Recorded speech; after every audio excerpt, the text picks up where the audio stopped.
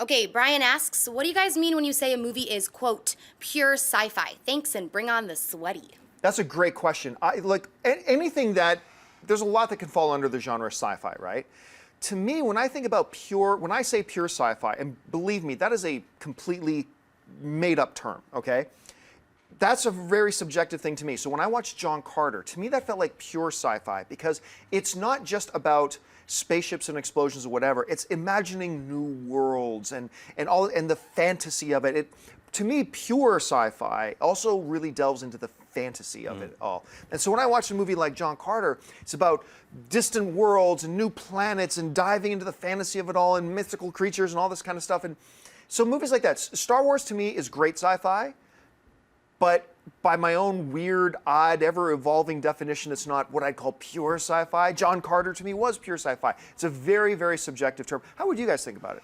I look at time travel. I think that is pure sci-fi. I think anything that you need a degree to create something that you couldn't learn in college, like if you have a liberal arts education, you can learn about history, and you can learn about the Da Vinci Code and stuff like that, or you can learn about, you can learn a new language, you can learn English, you can learn French. You can't learn time travel in college. You can't get a degree in that. It's something else that is this secret little thing that's underground. That, a lot like time travel or space exploration, that is pure sci-fi to me.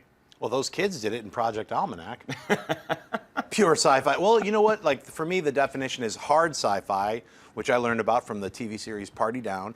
Hard sci-fi is basically like Arthur C. Clarke. Like, if it's real, if scientists say that it's possible, the theories, and then those applications are done, then that's hard sci-fi. There's no dragons, there's no dude with magical powers, there's no wizards, there's no spell casting unless it's a spell made by science. That's hard sci-fi. So what your terminology of pure sci-fi, to me, is sci-fi fantasy.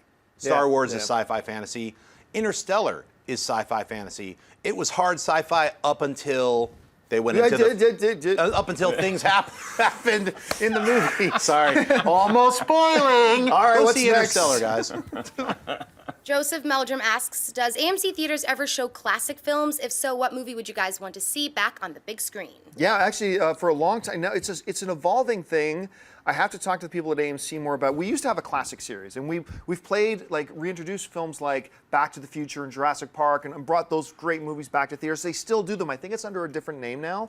I will have to look that up. But me, I can go back and watch Star Wars every year. I can watch the original Jurassic Park every year. I'd love to see the original Jaws on the big screen again. That would be cool. What about, would you guys have a film you'd like to see on the big screen again? The Deep with Jacqueline Bisset. No, I want to laugh, so I'm going to want to see something, a classic comedy that everybody already knows and loves and can yell out along with the lines like Monty Python and the Holy Grail or Animal House, something like that. We should have done a double feature of Dumb and Dumber. Oh, we should have done a Dumb and Dumber 1 and 2 double feature. Yeah.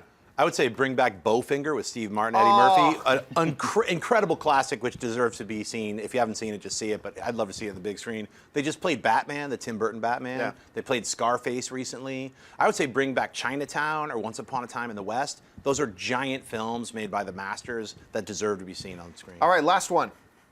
Okay, Peter Herf wants to know what the likelihood is of us getting a Star Wars 7 teaser in front of the Hunger Games when it premieres. 0. Any other option to that? I'll act it out in the theater if you want. I mean, I'll put on a robe and go in the front. 55 head turns with the music. Is C-3PO dramatic head turn? You can see Shep and I fighting outside AMC theaters just with the lightsaber. In fact, we already know there's just going to be a very slow lightsaber. Everyone's going to scream and start crying, and crying Lucasfilm, all that stuff. Hey everyone, if you like this video, click that thumbs up button and make sure to subscribe to our AMC Movie News YouTube channel. It's free and helps you stay up to date with all the latest movie news, as well as our daily AMC movie talk show. Also, make sure that you follow us on Facebook and Twitter to stay up to date with all of our special promotions, contests, and prize giveaways.